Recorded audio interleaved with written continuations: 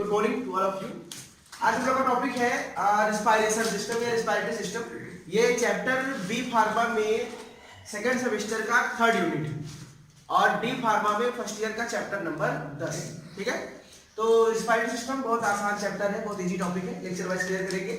अच्छा, स्टार्ट करते हैं टॉपिक से। दो टॉपिक है, रिस्पायरेशन और ब्रीदिंग। रिस्पायरेशन लोग मानते हैं सांस लेना, है ना। हम लोग क्या करते हैं, कार्बन डाइऑक्साइड बाहर निकालते हैं, O2 अंदर लेते हैं एनवायरनमेंट से, ये रिस्पायरेशन होता है। एक वर्ड आता है ब्रीदिंग। अच्छा, रिस्पायरेशन कभी कभी सेलुलर रिस्पायरेशन भी कहा जाता है ना। तो कोई बताना चाहेगा कि रिस्पायरेशन क्या होता है, सांस लेना रिस्पायरेशन किसे कहते हैं? कोई डिफाइन करेगा? पंकज बताओगे? सब गधे बैठे। ठीक है, रिस्पायरेशन समझो, दोनों में अंतर क्या है ध्यान समझो। जैसे कि ये हमारी बॉडी है, ध्यान समझना, ऐसी बॉडी होती नहीं है, लेकिन ये मान लो हमारी बॉडी है और ये हमारा माउथ है। ये क्या है? माउथ है या नोज है, ये दोनों चीज है, माउथ से नोज हो गया। तो हम क्या करते हैं, जैसे हमारी शरीर है तो हम इन्वायरमेंट से ऑक्सीजन खींचते हैं, नाक की सहायता से, नाक या मुख से।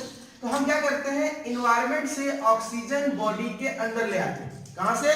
इन्वायरमेंट से। इन्वायरमेंट को, ये हमारा क्या है, इन्वायरमेंट।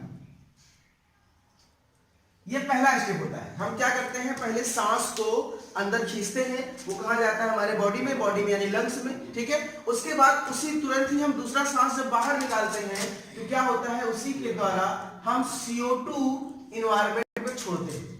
क्लियर होता है? नॉर्मल केस में हमसे करते रहते हैं कि हम क्या करते हैं, सांस अंदर खींचते हैं इन्वायरमेंट से और सांस बाहर छोड़ते हैं। तो जो सांस अंदर खींचते हैं वो ऑक्सीजन और जो सांस बाहर छोड़ते हैं वो कार्बन डाइऑक्साइड।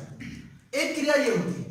दूसरी क्रिया ये होती है कि जब आपने O2 लिया तो O2 कहां गया, लंग्स में।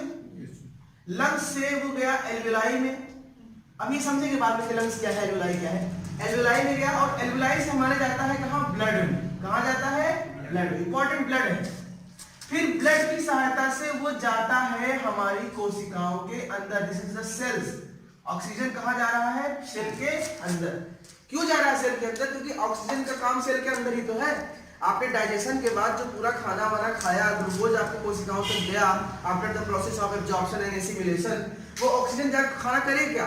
अब वो जो ऑक्सीजन जाएगा तो वो ऑक्सीजन जो आपकी कोशिका के अंदर खाना है, ग्लूकोज, उसको तोड़ेगा ऑक्सीजन के साथ CO2 में और H2O में, और क्या बनाएगा, ATP। हमने लास्ट क्लास में पढ़ चुके हैं हम लोग इसके बारे में। तो अब ये कोशिका के अंदर जो ऑक्सीजन गया, पहली चीज तो ये सवाल कि कोशिका के अंदर ऑक्सीजन का जाना जरूरी क्यों है? क्यों जरूरी है कोशिकाओं के अंदर O2 का जाना?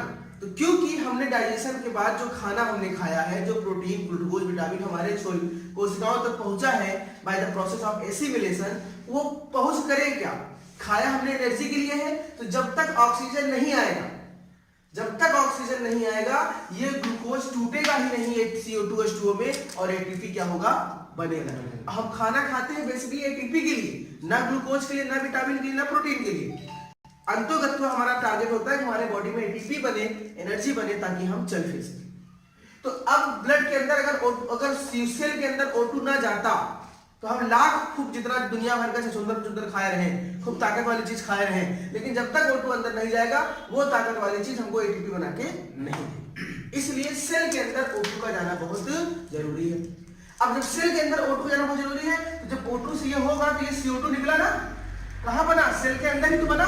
अब ये सेल के अंदर से CO2 फिर कहां जाएगा, ध्यान समझो, ब्लड के द्वारा ही O2 सेल के अंदर गया, और ऑक्सीडेशन होने के बाद जो CO2 बना, वही CO2 फिर ब्लड के द्वारा सेल से कहां जाएगा, ब्लड। फिर ब्लड से कहां जाएगा, लंग में, लंग से कहां जाएगा, बॉडी में, और बॉडी से बाहर।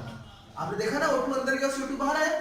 तो दोनों को बहुत ध्यान समझो। एक जगह क्या हो रहा है कि शरीर के अंदर O2 जा रहा है और शरीर के बाहर CO2 निकल रहा है, और वही O2 जब गया घूम फिर के लंग्स से ब्लड तक पहुंचा, तो वही CO2 ब्लड से सेल में जा रहा है, और सेल से CO2 कहां आ रहा है, ब्लड।